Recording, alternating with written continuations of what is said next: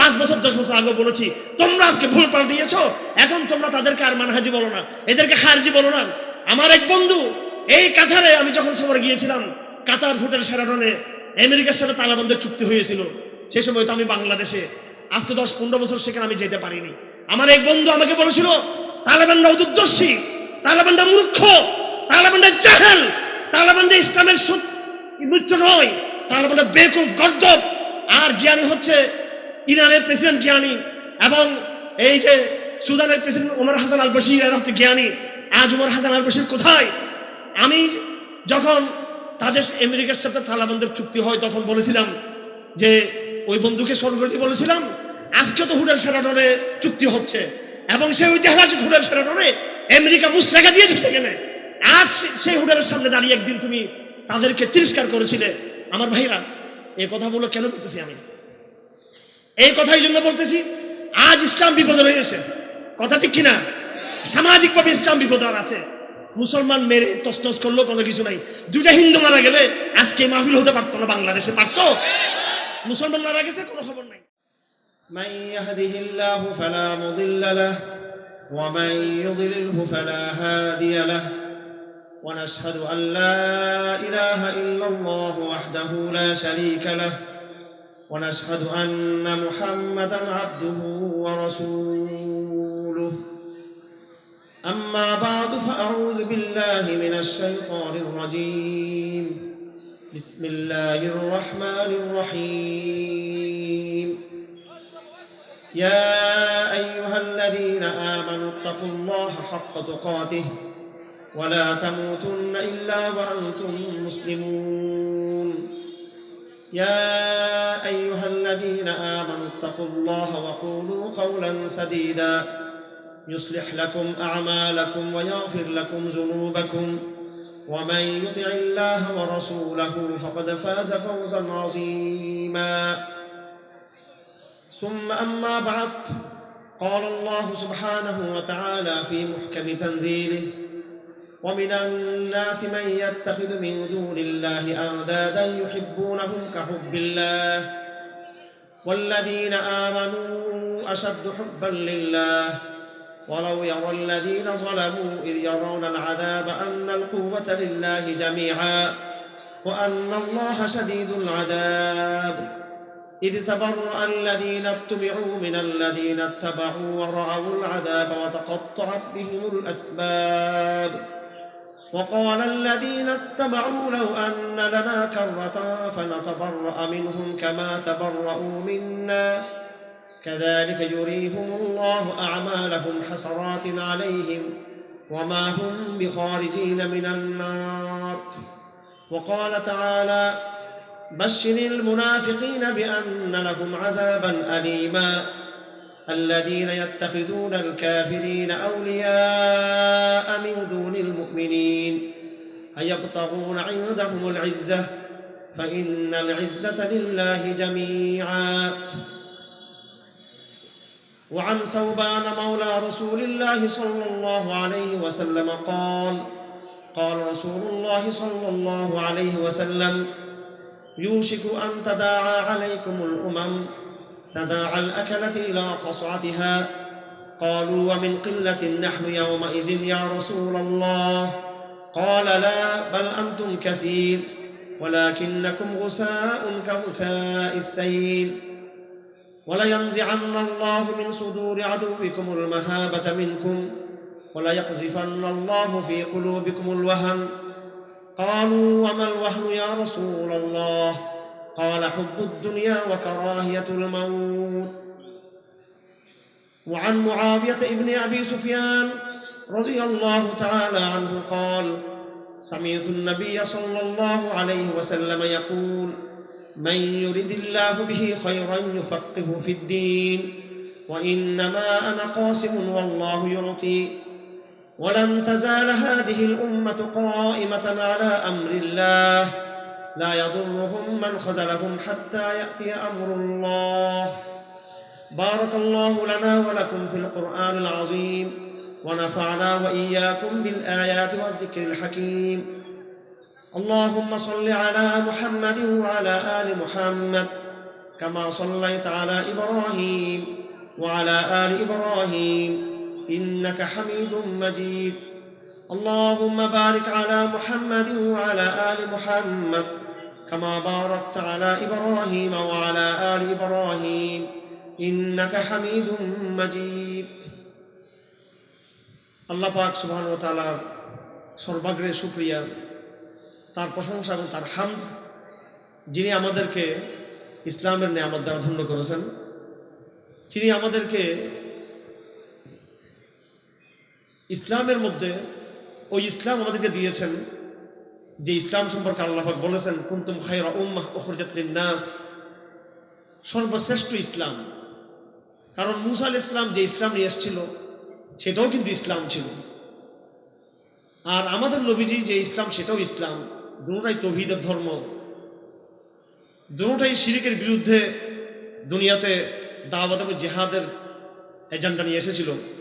কিন্তু শেষ জমানার যে ইসলাম আমাদের নবীজির নেতৃত্বে, সেই ইসলামের দায়িত্বটুকু একটু ভিন্ন দায়িত্ব। আপনারা যারা এখানে বসেছেন, আমরা যারা এখানে বসে এসেছি, আমরা শুধু কথা শোনার জন্য আর কথা বলার জন্য এখানে আসি নাই।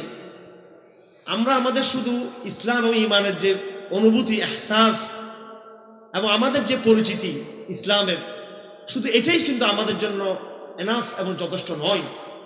কোরআন আমাদের যে ইসলাম, আমাদের নবীজির উম্মত হিসেবে আমাদের যে মতাদর্শিক, আমাদের যে দায়িত্ব, সেই দায়িত্ব অনেক বড়, এবং সেই দায়িত্ব হলো এই মানব জাতিকে নেতৃত্ব দেওয়া, এই মানব জাতির লিডারশিপ।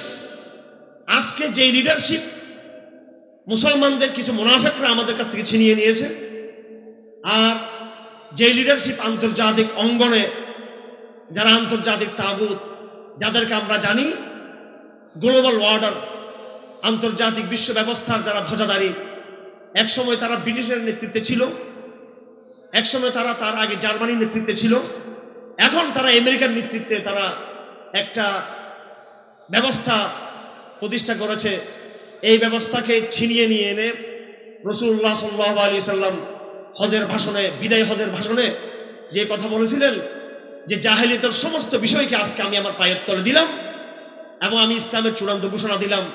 আমার ভাইয়েরা, আজকের এই সমাবেশও আপনাদেরকে আমি ১৫০০ বছর আগে সেই দায়িত্ববোধ, যেই দায়িত্ব রাসূলুল্লাহ সাল্লাল্লাহু আলাইহি সাল্লাম আমাদেরকে দিয়ে গেছেন বিদায় হজের মাধ্যমে, সেই দায়িত্বের স্মৃতিচারণ করে, সেই দায়িত্বের কথা শুনিয়ে এনে দিয়ে আপনাদেরকে নতুনভাবে নতুন পরিচয়ে পরিচিত হওয়ার জন্য, নতুন দায়িত্ব বুঝে নেওয়ার জন্য আমি আহ্বান করতে চাই। আমি আপনাদেরকে, আমার ভাইয়েরা, কথা শোনার জন্য আর কথা বলার জন্য আল্লাহ আমাদেরকে পাঠান নাই, এবং আল্লাহ পাক এজন্য আমাদেরকে দুনিয়াতে পাঠান নাই যে আমরা আগেকার জমানার ঈসা ইসলামের যারা হাওয়ারি ছিল, ইব্রাহিমের যারা উম্মত ছিল, নূহ আলাইহিস সালামের যারা উম্মত ছিলেন, এবং বনী ইসরাঈলের যে সমস্ত মুসলমান ছিলেন, নিরীহভাবে তারা ইবাদত করেছে, এটাও আল্লাহ পাক পছন্দ করেন।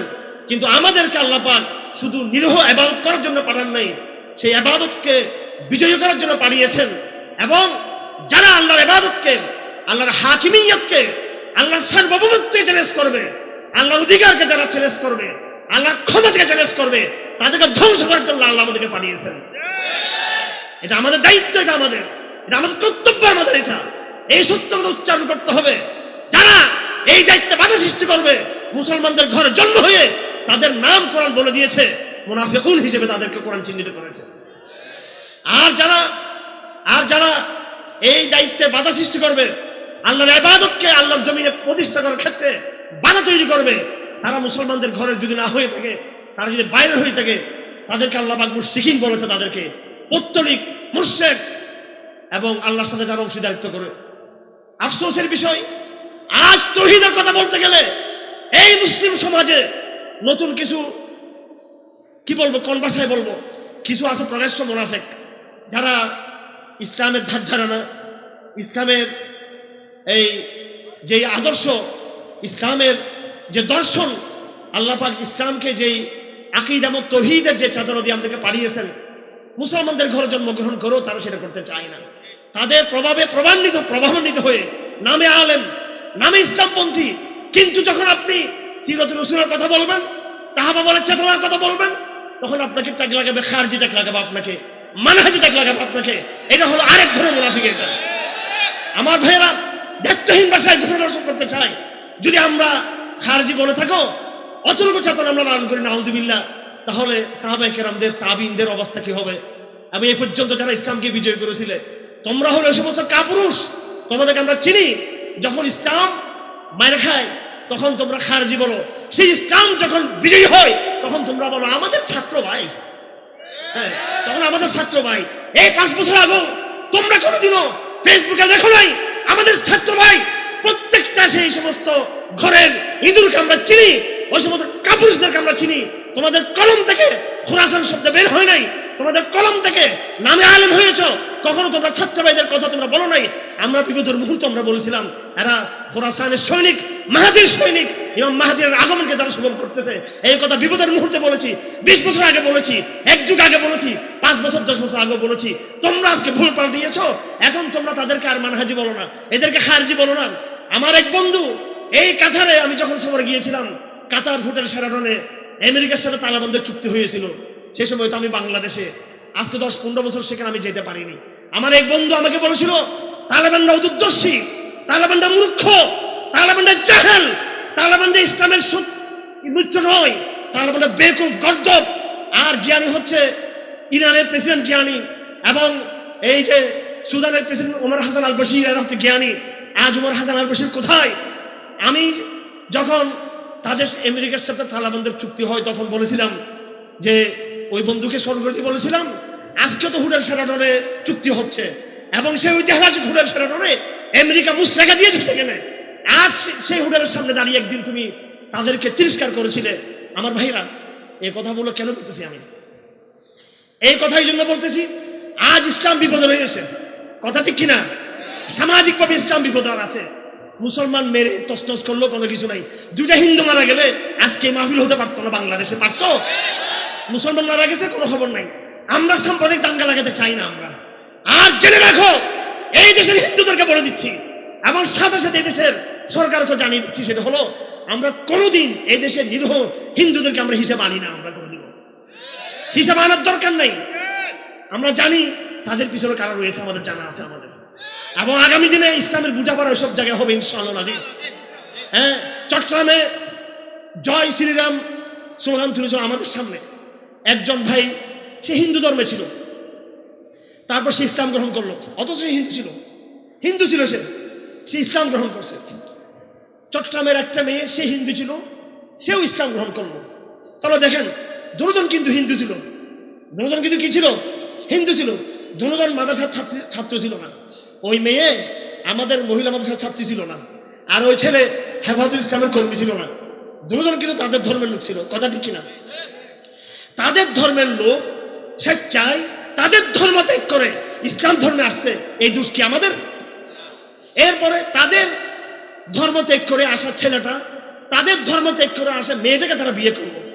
তার মানে প্রাক্তন 2 হিন্দু, বর্তমান তারা মুসলিম হলো, একজনকে একজন তারা বিয়ে করলো। এই বিষয়টা কি আমাদের ব্যাপার নাকি তাদের আভ্যন্তরীণ ব্যাপার? কিন্তু তারা স্লোগান তুললো, তারা জয় শ্রীরাম স্লোগান তুললো, ছেলেটার বিরুদ্ধে মামলা দিল, অপহরণ মামলা দিল। আমি তো বিভিন্ন মুসলিমদের মামলা আমরা যারা আছি চালাই কয়েকজনে, আমাদের ওলামায়ে কেরামদের মধ্যে যারা মুসলিম হয়েছেন বিশেষ করে, তো সেই হিসেবে মামলাটা আমাদের হাতে আসছে। তার বিরুদ্ধে অপহরণ মামলা দেওয়া হলো, তাকে ধরে নিয়ে চট্টগ্রামের আদালতে তোলা হলো, এবং মেয়েটাকে আনা হলো। আদালত মেয়েকে জিজ্ঞেস করলো যে তোমার গার্ডিয়ান তোমার স্বামীর বিরুদ্ধে অপহরণ মামলা দিয়েছে, আসলে কি তোমার স্বামী তোমাকে, যাকে স্বামী দাবি করতেছ, এ তোমার স্বামী নাকি আসলে তোমাকে অপহরণ করেছে? তো ওই মেয়ে, আমাদের বোন, সে বক্তব্য দিল না, আমাকে কেউ অপহরণ করেনি, আমি স্বেচ্ছায় আমি ইসলাম গ্রহণ করেছি, আমি তার সাথে জীবন যাপন করতে চাই। তখন আদালত তাকে ফয়সালা দিল, তোমাকে নিজ জিম্মায় ছেড়ে দেওয়া হবে। এই মেয়েটা যখনই বের হবে, সাথে সাথে হিন্দু ছেলেরা, মেয়েরা তাকে সেখান থেকে ধরে নিয়ে গেল, বাধা সৃষ্টি করলো। মেয়েটা দৌড় দিয়ে আবার আদালতের আঙ্গিনায় সে প্রকাশ করলো। তখন আদালত, একদিকে মুসলমান ভাইয়েরা ছিল আমাদের, আর একদিকে হিন্দুত্ববাদীরা ছিল। আমাদের ভাইয়েরা চট্টগ্রামে, বাংলাদেশে আমাদের তুলনায় হিন্দু কয়জন? শতকরা 5-7টা হিন্দু। আমাদের সামনে তারা 2 মিনিট টিকতে পারবে? আমাদের সামনে দাঁড়িয়ে তারা বলল, একটা দুটা শিবির ধর, ধরে ধরে জবাই কর, একটা ধর মুসলমান ধর, ধরে ধরে জবাই কর, জয় শ্রীরাম জয় শ্রীরাম স্লোগান দিল। অথচ আমরা একবারও আমরা তাদের বিরুদ্ধে কিন্তু আমরা বা তাদের যে সমস্ত গুরু রাষ্ট্র আছে তাদের ব্যাপারে কোনো কথা বলি নাই। আমরা কোনো সময় ইমোশনালি কোনো কথা বললে সেগুলো ফেসবুকে ভাইরাল হলে আমাদের হুজুররা ভয় পেয়ে যায়, গোয়েন্দা সংস্থা ভয় পেয়ে যায়। আরে আমরা যে কথাগুলো বলি মাঝে মাঝে হয়তো ইমোশন থেকে কিছু কথা হয়ে থাকে, সেটা তো তার চেয়ে দ্বিগুণ সাম্প্রদায়িক গুন্ডামির কথা বলে ভারতের RSS বাংলাদেশ দখল করার হুমকি দেয় নাই? তারা দিছে কিনা? তারা আরো বেশি। তখন তো কোনো সমস্যা হয় না। এই দেশে হিন্দুরা বসে নাকের ডগায় পাশে এই যে আপনার এত বড় আমাদের সেন্ট্রাল জামা মসজিদ, আন্তর্জাতিক শাহজাহান মসজিদ, তার পাশে দাঁড়িয়ে তারা স্লোগান দিচ্ছে। কত দৃশ্য আমরা দেখেছি। যাই হোক, ওই মেয়েটাকে তারা কি করলো, চাপ সৃষ্টি করলো। তখন আদালত তাদের ফয়সালা পরিবর্তন করে মেয়েটাকে সেফ কাস্টডিতে দিয়ে দিল, অর্থাৎ জেলে পাঠিয়ে দিল মেয়েটাকে। তাহলে মেয়েটাও জেলে গেল, ছেলেটাও জেলে গেল। আমার ভাইয়েরা, আমি এই ঘটনা এই জন্য বলতেছি, আমরা ধৈর্যের পরিচয় দিচ্ছি, আমরা ধৈর্যের পরিচয় দিচ্ছি। আমাদের তেমন শক্তি ছিল যে আমরা মেয়েটাকে ধরে আমাদের কাছে নিয়ে আসতে পারতাম, কিন্তু আমরা আদালতের ফয়সালা হিসেবে মেনে নিয়েছি। এবং মেয়েটা কারাগারে যাওয়ার পরে অনেক কৌশলে আদালতের রায় নিয়ে অনেক সিস্টেম করে সেখানে বলতে হবে আমাদের আইন শৃঙ্খলা বাহিনীর একটি অংশ অবশ্যই সাপোর্ট ছিল, কারণ তারা দেখেছে যে এখানে হিন্দুত্ববাদী যারা তারাই কিন্তু এখানে উস্কানি দিয়েছে, তারা সাম্প্রদায়িক উস্কানি দিয়েছে। আর দুঃখের সাথে গোয়েন্দা সংস্থাদের উদ্দেশ্যে বলতে হয়, ওই স্লোগান যদি আজকে যদি গুণবিষাদ দিতেন এখানে এই জাতীয় যদি হাসপাতাল এই করে যদি ইসলামের নামে এই জাতীয় কোনো স্লোগান হিন্দুত্ববাদের বিরুদ্ধে যেটাকে তারা সাম্প্রদায়িক বলে, তাহলে অবশ্যই তাকে আবার জেলে যেতে হতো। কথা ঠিক কিনা? একটা হিন্দুকে গ্রেপ্তার করা হয়নি চট্টগ্রামে এখনো পর্যন্ত। তাদের ছবি আছে, সবকিছু আছে। আমি এই কথা বলার উদ্দেশ্য হলো, এই দেশে আমরা সহ্য করতেছি, ধৈর্য ধরতেছি। এই মামলাটা আমি লড়েছি। আমাকে হাজার হাজার তরুণ মাদ্রাসার এবং কলেজ বিশ্ববিদ্যালয়ে চট্টগ্রামের সমস্ত মাদ্রাসা থেকে গাড়ি ভর্তি করে করে ছেলেরা শহরের দিকে মুখ করেছিল। আমি সবাইকে স্টপ করেছি যে তোমরা মুখ করার দরকার নেই, আমাদের শত্রু আরো অনেক বড়, আরো অনেক গভীর আমাদের লড়াই। কথা ঠিক কিনা? এই সমস্ত 2 টাকার হিন্দু বলে বাংলাদেশে পাত্তা দেওয়ার সময় নেই আমাদের। আমরা আমাদের শক্তি এই জায়গায় দেখাতে চাই না। বাইতুল মুকাদ্দাস মুক্তির প্রশ্ন যখন আসবে, আগামী দিনে বিশ্ব আমাদের শক্তি দেখতে পাবে ইনশাআল্লাহ। আল্লাহর ঘর যেখানে যেখানে শহীদ করা হয়েছে প্রত্যেকটা ঘরকে আবার ওই জায়গায় নির্মাণ করে ছাড়বো আমরা ইনশাআল্লাহ।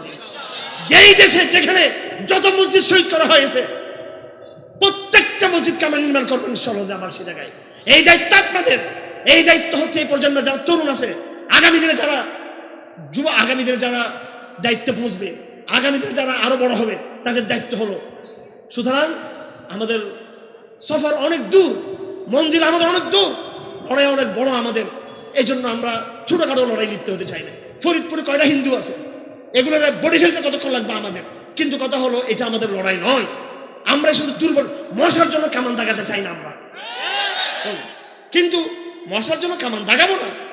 আমাদের এটাকে যদি আপনারা দুর্বলতা মনে করেন, আজকে এই যে ছেলে দুটোকে মারলো, পত্রিকা আসছে, একজন মেম্বার সেখানে জড়িত আছে, চেয়ারম্যান জড়িত আছে।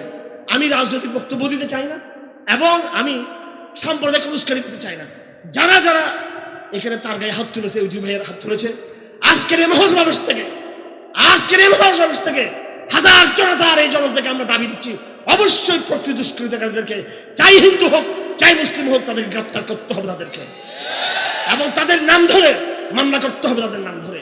যদি তারা মামলা না করে, ইনশাল্লাহ আমি আহ্বান করতে চাই আমাদের আইনজীবী ভাইদেরকে, চট্টগ্রামে, ঢাকায়, ফরিদপুরে এবং বাংলাদেশের প্রান্তে যে সমস্ত আইনজীবী ভাইরা আছেন, আপনার এলাকায় গিয়ে খোঁজ খবর নেন যে কারা কারা খুনে জড়িত ছিল।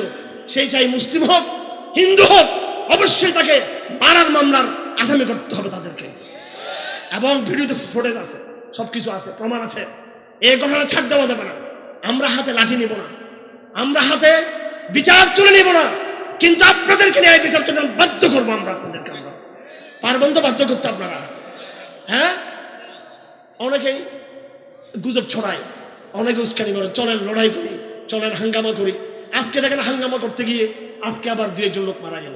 এখন আমাদের যেটা করণীয় হবে সেটা হলো বাধ্য করা, প্রকৃত অপরাধীদেরকে গ্রেপ্তার করার জন্য বাধ্য করতে হবে। এবং সেজন্য নিজেরা আইন হাতে না নিয়ে যেটা করতে হবে সেটা হলো নেতৃত্ব মানতে হবে। ফরিদপুরে যারা ওলামায়ে কেরাম যারা আছেন, আশেপাশে ওলামায়ে কেরাম যারা আছেন, দুঃখের সাথে এখানে বলতে হয়, অনেকের তো অনেক পরিচয় আছে। এই সংগঠনের দায়িত্বশীল, সেই সংগঠনের দায়িত্বশীল, অমুক বোর্ডের দায়িত্বশীল, তমুক বোর্ডের দায়িত্বশীল, অমুক সেলিব্রিটি বক্তা, অমুক আছে কিনা এরকম? কই, আমরা তো কেউ ফরিদপুরে বিগত 48 ঘন্টা দেখলাম না একজন কেউ। কোথায় আপনারা? আপনি দুঃসুদে খালি সরকারের দিবেন, দুঃসুদে পুলিশ বাহিনীর দিবেন, আমাদের লিডারশিপটা কোথায় আজকে? আজকে এই যে মা, এই মায়ের আত্মদের পাশে কেউ দাঁড়াতে পারলাম না কেন আমরা? আপনাদের দোয়ার বরকত আলহামদুলিল্লাহ আজকে আমাদের প্রতিনিধি 1 লক্ষ টাকা নিয়ে ক্যাশ তৎক্ষণাৎ যা উঠেছে সেটা নিয়ে আমরা আমাদের প্রতিনিধির মাধ্যমে সেটা পাঠিয়েছি এবং তার মায়ের হাতে আমরা তুলে দিয়েছি।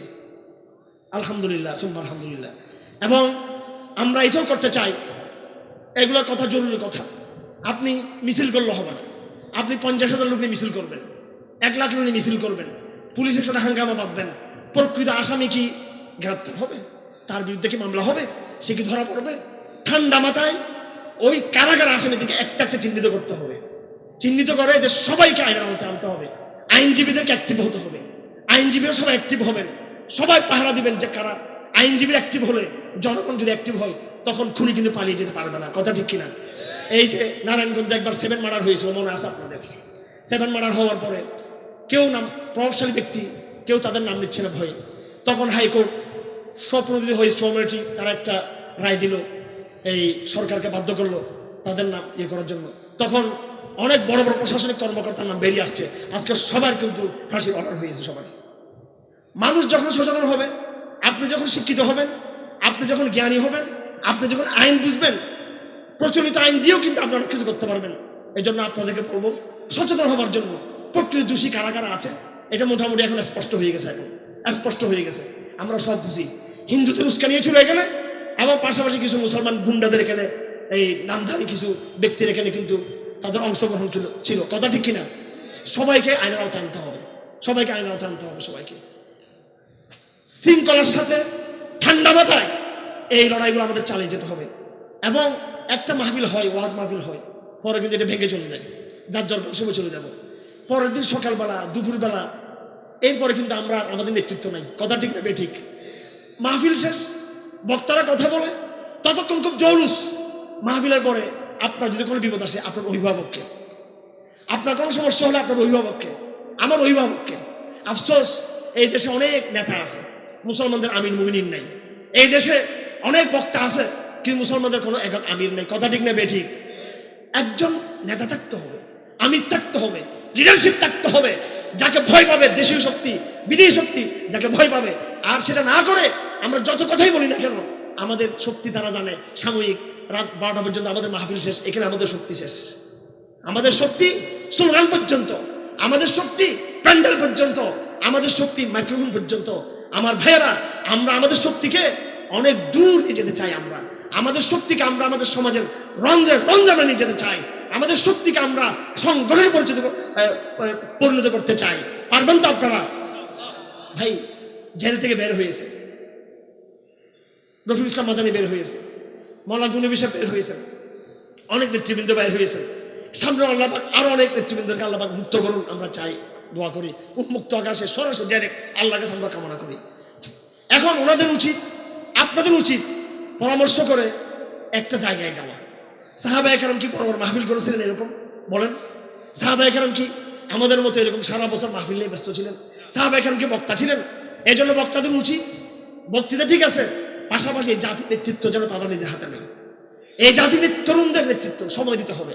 মাহফিলের সময় মাহফিল করলাম, বাকি সময় তরুণদেরকে সময় দিতে হবে, সংঘবদ্ধ করতে হবে, এদেরকে প্রোডাক্টিভ কাজ করতে হবে, যাকাতের বিধান প্রতিষ্ঠা করতে হবে, সজাগ ক্যাম্পেইন করতে হবে। আমার ভাইয়েরা, যারা আজকে আমরা দুনিয়া বিজয়ের স্বপ্ন দেখি, অবশ্যই আমরা দুনিয়া বিজয় হবে, নাকি হবে না? ইসলামের পতাকা উড্ডীন হবে ইনশাআল্লাহ। আপনারা না করলেও কেউ না কেউ ইসলামকে বিজয় করবে। কথা ঠিক না বেঠিক? অবশ্যই করবে। আপনারা কি মনে করেছেন সমস্ত আফগানরা ইমানদার? এটাকে আপনারা মনে করেন নাকি? এটা হ্যাঁ, সব আফগানরা মিলে আমেরিকাকে নাকুন চিবিয়ে খাবে, এটা মনে করেন? মুঠেও নয়। সব আফগানরা জিহাদ করে নাই, মুসলিমে কিছু ওলামায়ে কেরাম জিহাদ করেছে। সবাই কিন্তু মোল্লা আমর নয়, সবাই কিন্তু মোল্লা হেবাতুল্লাহ নয়, আপনারা কি মনে করেছেন ফিলিস্তিনের সব জনগণের জিহাদ করতেছে? মোটেও নয়। ফিলিস্তিনের বেশিরভাগ মুনাফিকিতে লিপ্ত আছে। ফিলিস্তিনের মাত্র গুলি কয়েক ইমানদার, তাহাজ্জুদ গুজার ইমানদার বোনেরা এবং ভাইয়েরা, আমাদের শার্দুল ভাইয়েরা গুলি কয়েক তারা জিহাদ করতেছে। এজন্য দিনের কাজ সরকার যদি নাও করে, দিনকে বিজয়ের কাজ জনগণ যদি নাও করে, দিন বিজয়ের কাজ উলামায়ে কেরাম যদি নাও করে, আল্লাহ পাক কোন না কোন কাফেলা দিয়ে, ছোট হোক আল্লাহ পাক স্বল্প সংখ্যক হোক, তাদেরকে দিয়ে কাজ করাবেন, তাদেরকে বিজয় করবেন আল্লাহ পাক। এটা মনে রাখবেন। সেটা তাদেরকে আপনার আবেগী বলতে পারেন, তাদেরকে আপনারা একসময় খারজি বলতে পারবেন, এই নামে সেই নামে দিতে পারবেন। আল্লাহ পাক কাকে দিয়ে বিজয় করবে এটা কল্পনা করতে পারবেন না। মনে করবেন না যে বেশিরভাগ জনগণ স্লোগান দিয়ে দিনকে বিজয় করবে। আল্লাহ পাক তায়েফ এবং সূরা রাসূলুল্লাহ বলে গেছেন যে কিয়ামত পর্যন্ত একটা জামাত থেকে যাবে। এবং আমির মুআবিয়ার হাদিস আমি পড়েছিলাম, লান তাজাল হাযিল উম্মাহ কায়মাতান আলা আমরিল্লাহ লা ইয়াদুরুহুম মান খাযালাহুম। এই উম্মতের একটা বড় অংশ আল্লাহর হুকুমের উপর তারা স্থির থাকবে। লা ইয়াদুরুহুম মান খাযালাহুম, খাযালা বলা হয় সাহায্য না করা। কেউ তাদেরকে সাহায্য না করলেও তাদের কিচ্ছু আসে যাবে না, আল্লাহ পাক তাদেরকে সাহায্য করবে। মনে রাখবেন আত-তায়েফাতুল মানসুরা, মুখলেস দাঈ, মুখলেস মুজাহিদ, এরা যদি মারাও যায় এদের রক্ত কিন্তু বিদে যাবে না, এটা মনে রাখবেন। আর যারা চিন্তা করতেছে আবার হারুজারকে মেরে ফেলবে, আবার তাকে ধরে ফেলবে, আবার গুনবীকে ধরে ফেলবে, রফিক মাদাকে ধরে ফেলবে, হতে পারে আবার আমরা মরে যেতে পারি, ধরা পড়তে পারি, নিঃশেষ হতে পারি। মনে রাখবেন আল্লাহর কসম, যদি কোনো বিপদ আসে আমাদের উপরে, মনে রাখবেন সেটা পরবর্তী বিজয়ের সেটা আলামত হয়ে থাকবে সেটা। হ্যাঁ, এই জন্য যারা কাপুরুষ তারা মনে করে জেল, জুলুম, শাহাদত, নির্যাতন এগুলো হলো অকল্যাণ, অমঙ্গল। শাহাদত অমঙ্গল হলে হামজা ইবনে মুত্তালিবের কি অমঙ্গল হয়েছিল? শাহাদত অমঙ্গল হলে মুসআব বিন উমাইরের কি অমঙ্গল হয়েছিল? আমার ভাইরা, শাহাদত অমঙ্গল হলে ওই বদরের প্রান্তে যারা শহীদ হয়েছেন তাদের তো কোনো অকল্যাণ অমঙ্গল হয়নি। ইসলাম শাহাদতের পথ পাড়ি দিয়ে, কোরবানের পথ পাড়ি দিয়ে, দাওয়াত জিহাদের সুন্নাহকে চিন্তা করে ইসলাম অবশ্যই বিজয়ী হবে। দায়িত্ব হলো আপনাদের, একজনের হাতে ঝান্ডা থাকবে, তিনি চলে যাবেন, ঝান্ডা পড়ার আগে ঝান্ডা আপনি হাতে ধরে নেবেন। আপনারা প্রত্যেকেই এখানে যারা আছেন নিজেকে মনে করেন, বুকে হাত দিয়ে বলবেন আপনি সালাহউদ্দিন আইয়ুবী, আপনি খালিদ বিন ওয়ালিদ, আপনি ওমর খাত্তাব, আপনি আবু উবাইদা বিন জাররাহ। আপনি এই দায়িত্ব আপনার। দুনিয়াতে ফিলিস্তিন বিজয় করেছিল প্রথম ওমর খাত্তাব রাদিয়াল্লাহু তাআলা আনহু, তিনি এখন নাই, আপনি বেঁচে আছেন, আপনি ওমর খাত্তাব। উবাইদা বিন জাররাহ সিরিয়া বিজয় করেছেন, তিনি এখন নাই, কবরে চলে গেছেন, আপনি উবাইদা বিন জাররাহ। এই কথা আপনাকে মনে করতে হবে, তাহলে আল্লাহ আপনাকে সাহায্য করবে। আর আপনি যদি দেখেন বাতাস কোন দিকে যায়, বাতাস যেদিকে আমি সেদিকে চলবো, তাহলে দুনিয়াতে কিছুদিন আরাম করতে পারবেন, কিন্তু মৃত্যুর আগেই আল্লাহ লাঞ্ছিত করে দিবেন আপনাকে, অবদস্থ করে দিবেন আপনাকে, বেইজ্জত করে দিবেন আপনাকে। যারা সহি আকীদা পালন করে, সত্যিকার জিহাদের চেতনা পালন করে, একমাত্র তারাই কিন্তু সম্মানের মৃত্যু তারা বরণ করবে। যারা কাপুরুষতা করবে তাদের মৃত্যু কখনো সম্মানের মৃত্যু হবে না তাদের কবর। এবং আখিরাতের মধ্যেও আপনি কিন্তু আল্লাহর কাছে ধরা খাবেন। আমার ভাইয়েরা, আমি কথা শেষ করে দিচ্ছি। আমি যেটা বলতে চাচ্ছি, ইসলামকে আল্লাহ পাক দুনিয়াতে পাঠিয়েছে বিজয়ের মিশন নিয়ে। আপনারা যারা আছেন, আপনাদের বসা, আপনাদের কথা শোনা, এটা আগের জমানার মুসলমানদের কথা শোনা নয়। এই জমানার মুসলমানদের দায়িত্ব কঠিন, আমলও করতে হবে, ইবাদতও করতে হবে, আল্লাহর দ্বীনকে সমাজে প্রচারও করতে হবে, আবার আল্লাহর দ্বীনকে দুনিয়ার বুকে বিজয়ী করতে হবে। লড়াই দুটা, মনে রাখবেন, দুটা লড়াই আমাদের। একটা লড়াই আমাদেরকে আমাদের সমাজে করতে হবে, সেই লড়াই হলো দাওয়াতের লড়াই। কিসের লড়াই? দাওয়াতের লড়াই। স্কুলে, কলেজে, বিশ্ববিদ্যালয়ে, পরিবারে, অফিসে, আদালতে আপনাকে ইসলাম বুঝাতে হবে। ইসলাম কি করতে হবে? বুঝাতে হবে। আর একটা কাজ হলো, সেটা অবশ্যই কাতালের কাজ, সেটা কোনোদিন মিষ্টি ভাষা হবে না। সেটা হলো ওই আন্তর্জাতিক কুফরি শক্তি যারা আপনার ভূখণ্ড দখল করে আছে। তারা কি দাওয়াত দিলে পিটবুলের তারা সেটা ছেড়ে দিবে? বদরের ময়দানে কি রাসূল পিটবুলিয়েছিলেন নাকি? যেই রাসূলুল্লাহ সাল্লাল্লাহু আলাইহি ওয়াসাল্লাম মক্কার মধ্যে নিজ দেশে আবু জেহেলের কাছে বারবার গিয়েছেন, লাঞ্ছিত হয়েছেন, অপদস্থ হয়েছেন, কথা ঠিক না বেঠিক? সংগ্রাম 13 বছরের কাফেরদের কাছে যাওয়া, তাদেরকে আহ্বান করা, তাদের হাতে পিঠ বুলানো, লাঞ্ছিত হওয়া, অপদস্থ হওয়া। সেই রাসূল একেই আবু জেহেলকে দেখলেন বদরের ময়দানে, কিন্তু তরবারের মাধ্যমে তাকে স্বাগত জানানো হয়েছে। আমার ভাইয়েরা, আমরা আমাদের সমাজে, আমি কি আমার মায়ের সাথে লড়াই করব? আমার নাস্তিক বাবার সাথে লড়াই করব? আমি কি আমার নাস্তিক ভাইয়ের সাথে লড়াই করবো ঘরে? আমি কি আমার এরকম সেকুলার প্রশাসনের সাথে লড়াই করব?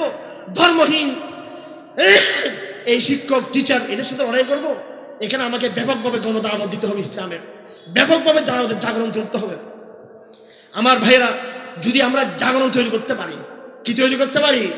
জাগরণ তৈরি করতে পারি। জাগরণ তো আমরা তৈরি করতে পারি, কিন্তু জাগরণকে ধরে রাখতে পারি না।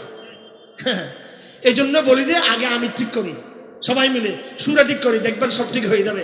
আমার ভাইয়েরা, 13 সালে জাগরণ হয়েছিল বাংলাদেশে। আরেকটা জাগরণ আমরা চাই, এবং সেই জাগরণ যেন আবার হারিয়ে না যায়, সেরকম জাগরণ আমরা চাই।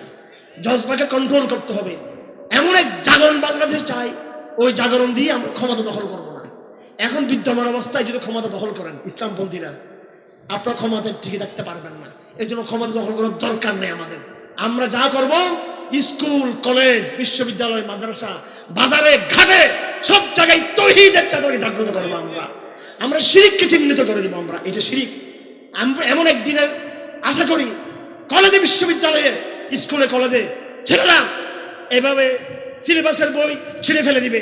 এই সিলেবাসের বই পড়তে চাই না। একসাথে